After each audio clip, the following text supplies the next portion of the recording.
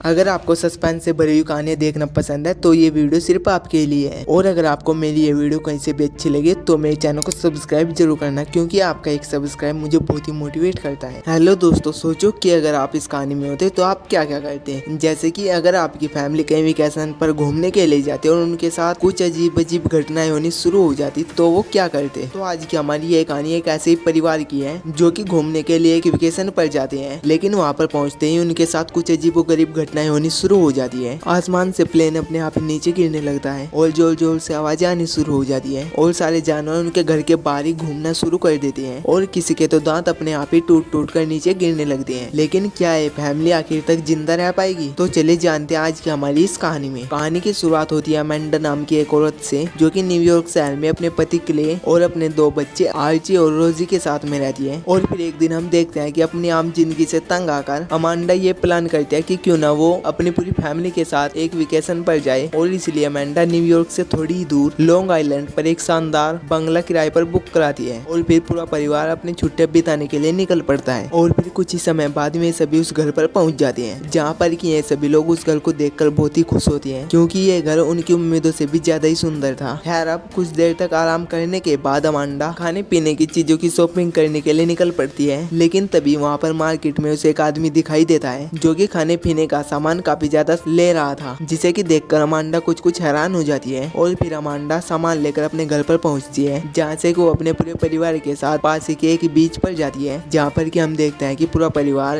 बीच पर अपनी पिकनिक को एंजॉय कर रहा है। तभी रोजी को समुद्र में एक बड़ा सा शिप दिखाई देता है, जो कि एक ऑयल टैंकर था। लेकिन अजीब बात तो ये थी कि वो शिप धीरे धीरे इनकी ओर आ रहा था, जिसके बारे में रोजी सभी को बताती भी है, लेकिन कोई भी उसकी बात को ज्यादा सीरियस नहीं लेता। लेकिन देखते ही देखते वो शिप तेजी से उनकी ओर आ रहा था। और फिर तभी अमांडा की नजर उस शिप पर पड़ती है, जिसके बाद अमांडा सभी लोगों को वहां से उठाती है और फिर वो शिप तेजी से आता हुआ सीधा बीच पर ही चला आता है। जिसके बाद अमांडा और उसका परिवार किसी तरीके से अपनी जान बचाकर उस शिप से दूर चले जाती है। लेकिन इस बात से अमांडा और उसका पूरा परिवार बहुत ही परेशान था, क्योंकि ऐसा उन्होंने अपनी जिंदगी में पहले कभी भी नहीं देखा। अब जैसे ही अमांडा सभी के साथ अपने घर पर पहुंचती है तो वो देखती है कि उस घर का वाईफाई भी बहुत ही डाउन था, यानी कि अब इंटरनेट भी नहीं चल रहा था। खैर, अब वो पूरा परिवार उस हादसे को भुलाकर अपने वेकेशन को एंजॉय करने लगता है और देखते ही देखते रात हो जाती है। और फिर हम देखते हैं कि तभी उस घर का दरवाजा कोई खटखटाता है। हालांकि आरजी और रोजी अभी तक सो चुके थे और इसीलिए अमांडा और क्ले जाकर दरवाजा खोलते हैं। और तब वहाँ पर जॉर्ज और उसकी बेटी रूट से मिलते हैं। और फिर जॉर्ज इन्हें बताता है कि जिस घर में अमांडा और उसका परिवार रह रहा है असल में वो उसका ही है। और अमांडा ने मेल पे बात करके जिस इंसान से वो घर बुक करवाया था वो जॉर्ज ही था। इसके बाद जॉर्ज उन्हें बताता है कि असल में जब वे शहर की तरफ जा रहे थे तभी वहाँ पर अचानक से ब्लैक आउट हो गया, सारी जगह से नेटवर्क गायब हो गया और बिजली चली गई, फोन और रेडियो हर चीज नहीं काम करना बिल्कुल बंद कर दिया। जिसके बाद जॉर्ज को मजबूरन अपने घर पर वापस आना पड़ा। हालांकि जॉर्ज कह तो सच ही रहा था, लेकिन अमांडा को जॉर्ज की बातों पर बिल्कुल भी यकीन नहीं होता। लेकिन जब जॉर्ज अमांडा से वादा करता है कि अमांडा अगर उन्हें इस घर में रहने देगी तो वो उनका किराया आधा कर देगा, और इस बात को सुनकर अमांडा जॉर्ज और उसकी बेटी को उसी घर में ठहराने के लिए मान जाती है। तभी हम देखते हैं कि जैसे ही रूट टीवी को ऑन करती है तब उन सभी को पता चलता है कि पूरे देश में इमरजेंसी लागू कर दी गई है, जिसके बाद रेडियो, टीवी, रिमोट हर चीज को बंद कर दिया गया है। खैर, अब रात बहुत ज्यादा हो चुकी थी, इसलिए सभी लोग जाकर सो जाते हैं। और फिर अगले दिन की सुबह होती है और सुबह उठते ही अमांडा अपने मोबाइल को चेक करती है, जहाँ पर कि अमांडा को न्यूज से पता चलता है कि शायद पूरे देश में हैकर ने हमला कर दिया है। और फिर इसके बाद के लिए ये तय करता है कि वो मार्केट में जाकर न्यूज़पेपर लाएगा, जिससे शायद उन्हें कुछ पता चल जाए। उधर पुल के पास बैठी रोजी गार्डन में देखते हैं कि वहाँ पर कई सारे हिरन आ गए, जिनकी तादाद काफी ज्यादा थी, जो कि काफी अजीब बात थी, क्योंकि जंगली जानवर कभी भी इस तरीके से बर्ताव नहीं करते। दूसरी तरफ क्ले मार्केट के लिए निकल चुका था और फिर उसे रास्ते में एक डरी सी अमीर औरत दिखाई देती है, जो कि शायद क्ले से मदद चाह रही थी, लेकिन क्ले उसकी बात को नहीं समझ पाता। और फिर तभी क्ले आसमान में देखता है कि कुछ लाल रंग की चीज आसमान से गिरने लगी है, और ये सब कुछ देखकर क्ले काफी ज्यादा डर जाता है और वो काफी तेजी से अपने घर की ओर भागता है। दूसरी तरफ हम देखते हैं कि जॉर्ज भी अब अपने पड़ोसी के घर पर पहुंचता है, जहाँ पर वो देखता है कि अब उस घर में कोई भी मौजूद नहीं था और वो घर तहस नहस हो चुका था। फिर इसके बाद वो घर के पीछे बने बीच पर पहुंचता है, जहाँ पर कि जॉर्ज को कई सारे लोगों की लाशें दिखाई देती है, जिसे कि देखकर जॉर्ज बहुत ही ज्यादा डर जाता है। और साथ ही उसे वहाँ पर कई एरोप्लेन का मलबा भी दिखाई देता है। और फिर वो आसमान में देखता है कि वहाँ पर एक एरोप्लेन तेजी से उसकी ओर बढ़ रहा है। इसके बाद जॉर्ज अपनी जान बचाकर वहाँ से भागने लगता है और फिर उसकी आंखों के सामने वो प्लेन समुद्र में क्रैश हो जाता है और जॉर्ज किसी तरीके से अपनी जान बचाने बचाने में कामयाब हो जाता है। उधर हम घर में देखते हैं कि रोजी आर्ची घर के पास ही एक जंगल में जाती है और फिर जंगल के बीचों बीच उन्हें एक कैबिन दिखाई देता है। और फिर जब ये दोनों उस कैबिन के अंदर जाते हैं तो इन्हें शक होता है कि शायद उस कैबिन में कोई रहता तो नहीं था। और फिर जब रोजी उस कैबिन की खिड़की से बाहर देखती है तभी उन्हें वहाँ से एक दूसरा घर दिखाई देता है जो कि उनके घर से ज्यादा दूर नहीं था। और फिर इसके बाद ये दोनों अपने घर पर वापस चले जाते हैं। लेकिन कुछ तो था जो कि वहाँ पर अजीब हो रहा था, क्योंकि उस जगह पर जानवर भी बहुत ही अजीब बर्ताव कर रहे थे। अब जॉर्ज भी घर पर वापस पहुंच जाता है। इसके बाद वो अमांडा को बताता है कि जब वो अपने पड़ोसी के घर पर गया तब वहाँ पर उसने उसका सैटेलाइट फोन इस्तेमाल करने की कोशिश की, लेकिन वो फोन भी काम नहीं कर रहा था। और किसी भी देश के सैटेलाइट को तबाह करने का काम कोई भी हैकर नहीं कर सकता। अब इस बात को सुनकर अमांडा और भी ज्यादा डरने लगी थी। और फिर तभी अचानक से कहीं से बहुत ही तेज आवाज आने लगती है और वो आवाज इतनी तेज थी कि कानों से भी इनसे सहन नहीं हो रही थी। अब इस आवाज के खत्म होने के बाद घर पर क्ले पहुंचता है, जिसके बाद वो उन सभी को बताता है कि एक बड़ा सा ड्रोन आकर उसके ऊपर ये पेन प्लेट गिरा कर गया है। और फिर जब जॉर्ज उस प्लेट को देखता है तब उसे पता चलता है कि उस पर अरेबिक में अमेरिका का अंत लिखा हुआ था। और इस टेम्पलेट को पढ़कर सभी लोग ये सोच में पड़ गए थे कि शायद किसी दूसरे देश ने अमेरिका पर हमला कर दिया है, इसलिए शायद ये सब कुछ हो रहा है। अब इतना कुछ देखने के बाद अमांडा और उसका पूरा परिवार पूरी तरीके से पैनिक कर जाते हैं और अब वो सभी उस जगह और उस घर से